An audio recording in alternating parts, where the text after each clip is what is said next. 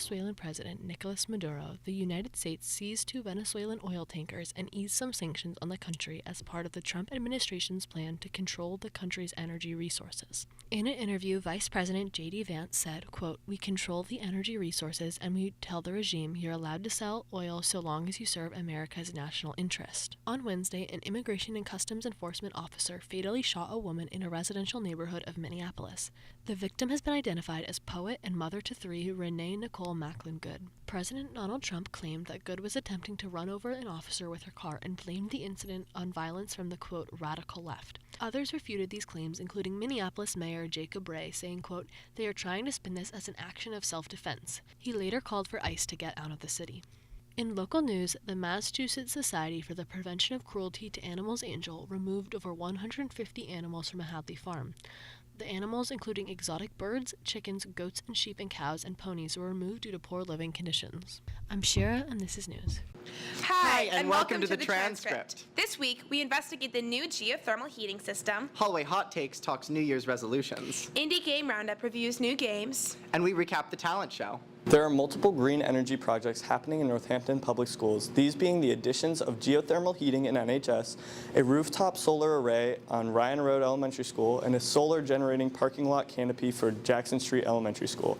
These additions will add a bigger impact to the green energy to Northampton public schools as well as Northampton as a whole. We interviewed the Director of Climate Action and Project Administration, Ben Wheel, as well as Student Union Representative Jasper Tuck, and Ward 3 City Councilor Quaverly Honeyspoon Rothenberg on her views on this matter, being one of the only people to bring up a charter objection on this project, temporarily delaying it. This green energy project will remove the need for schools' current chiller system, which has been known to be ineffective and rarely used. I think it's important to think about what a charter objection is and ask why you would want to prevent them, right? Because a charter objection just adds an extra day of deliberations, and it can only happen once. So in my mind, I wouldn't really want to prevent them. I think they're a good process to have. To be able to have an extra meeting is usually a good thing. But in this case, it's just a function by which one person can, for any reason or no reason at all, derail a process. And in this case, it was a very, very time-critical process, which is why we were going to the City Council earlier than you would normally do for this kind of capital project, because we had a real time crunch. What I would have really liked to see happen is for the City Council's Finance Committee to really do a deep dive, right? And to compare, does it make sense for a private company to own this infrastructure, or is it cheaper for us to own it? Should we build it? What does the cash flow look like? Right? I'll start with the most important ones were the solar projects. So we had 2 solar projects, and there are different details on both of them. Right? So December 31st is a deadline for certain things to allow you to use lower cost materials for the solar, basically lower cost solar panels, and still be able to get the full investment tax credit from the federal government. As it's been described to me, the current heating system could fail at any moment, and that would trigger the city to pay for a new, much less efficient system. So starting construction immediately on a geothermal system seems like the best option for clean and efficient heating. We don't accept greenwashing. We don't say thank you just because this is a good thing for the climate. We also want you to be accountable and transparent while you do it, because there's no reason you shouldn't have to be. Thank you for watching. You can make your own opinion on the fate of the school parking lot known at the town council meetings. Hello and welcome back to Hallway Hot Takes. Today we're going to be interviewing people in the hallways about their New Year's resolution and whether or not they stuck to it. What is your New Year's resolution? My New Year's resolution is to keep my foot on these. Did you stick to last year's resolution? Yes, it was the same one.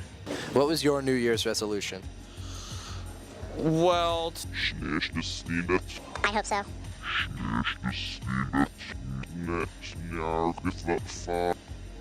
Amen. What was last year's resolution? Forgot. Did you stick to last year's resolution? I hope so. What was your New Year's resolution? Finishing school, What was last year's resolution? spending time with my family. Did you stick to last year's resolution? Yes. Awesome. What was your New Year's resolution? To teach my dog sign language. How's that going? It's going pretty good. He's kind of mean though. He's pretty horrible. Really? Oh yeah, it's disgusting. What was last year's resolution? To teach my dog Chinese. How did that work out for you? He's fluent, but I'm not. What was your New Year's resolution? I did not have one.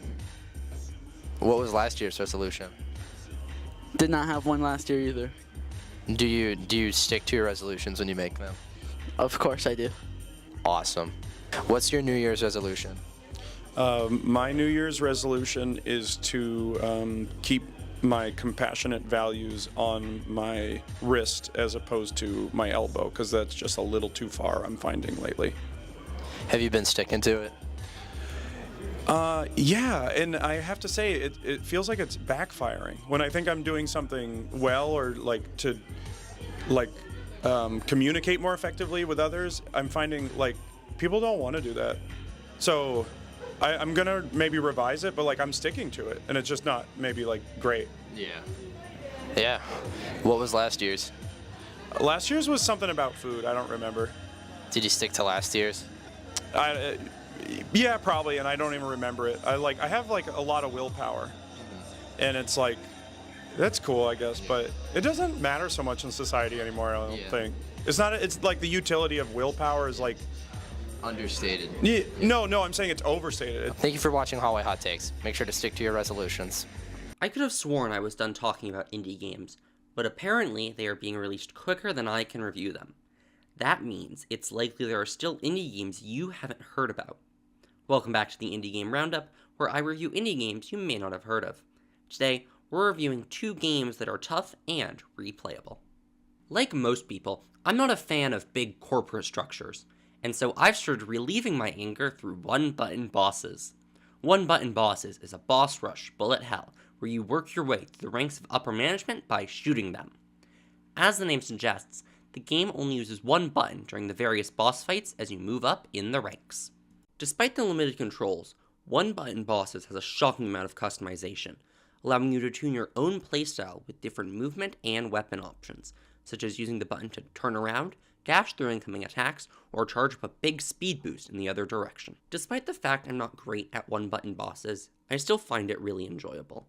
The simple mechanics make an addicting gameplay loop, where every mistake feels like your own fault.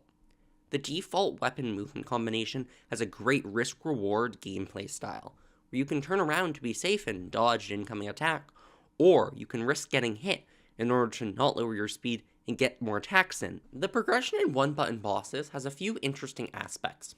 Each boss has several different fights you can complete, but you only need to complete a few of them to move on, allowing you to essentially skip fights you're completely stuck on. Each level also has a grade attached to it depending on how quickly you finished it, which means that if you're into bashing your head against the wall until you do a level a little faster than previously, this game is probably for you. Overall, if you're into bullet hells and enjoy replaying levels to get better times, consider checking out One Button Boss's free demo on itch.io or the full game on Steam and the Nintendo eShop. Have you ever looked at your various computer windows and thought, hey, I wish that was trying to kill me? You haven't? Well, neither did I, and yet I still love Window Kill. Window Kill is a bullet hell roguelike with a very unique twist. The game is displayed through multiple computer windows that move across your screen. Window Kill is a pretty standard twin-stick shooter roguelike. You move around a big open space and shoot the various geometric shapes that try to come for you.